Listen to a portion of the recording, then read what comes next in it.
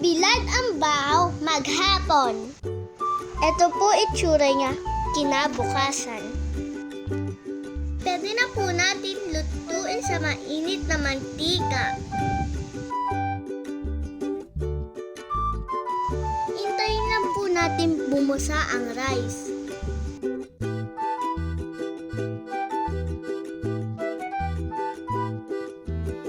Ayan po, pa-price na siya. Tanggalin po natin ang mantika.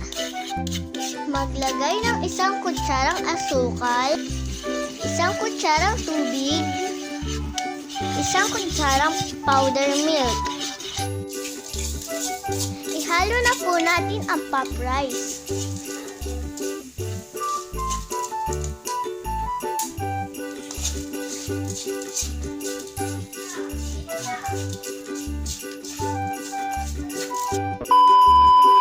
I-mold lang po natin sa gusto nyo molder.